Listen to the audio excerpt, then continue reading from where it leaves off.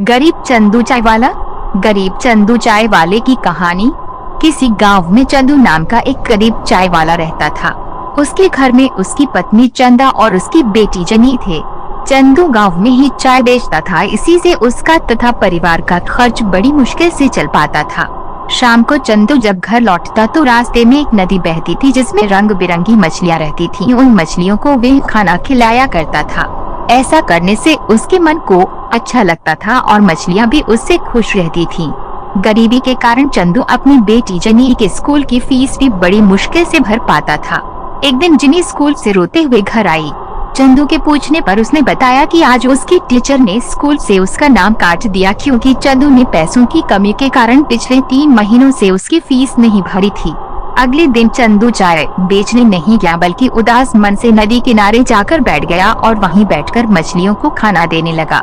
जब वो वापस जाने लगा तो उस नदी से एक सुनहरी जलपरी निकली और चंदू से बोली कि क्या बात है चंदू, आज तुम उदास लग रहे हो। चंदू उस जलपरी को देखकर हैरान हो गया। उसने पूछा कि आप कौन हो और मेरा नाम कैसे जानती हो?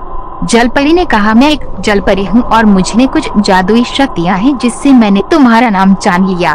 तुम्हारी मछलियों को खाना खिलाने की आदत से मैं प्रसन्न हूँ। अगर तुम्हें कोई कष्ट है तो मुझे बताओ, मैं तुम्हारी सहायता अवश्य करूँगी। चंदू ने सारी बात उस जलपरी को बता दी। जलपरी ने कहा, चंदू कल तुम सूरज निकलने से पहले यहाँ आना।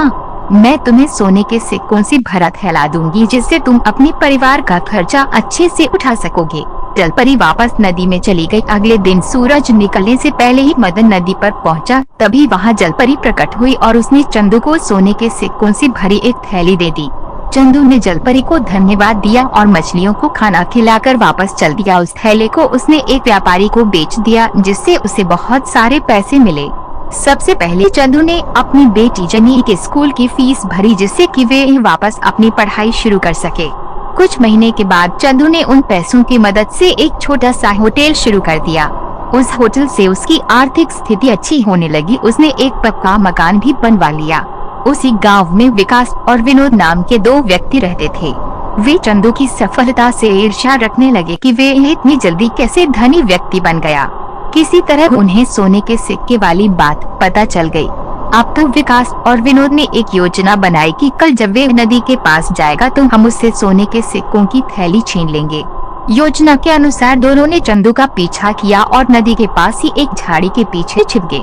चंदू ने जलपरी को थैला वापस करते हुए कहा कि जलपरी, तुमने मेरी बहुत मदद की है और तुम्हारे कारण मैं अब एक धनी आदमी बन गया हूँ।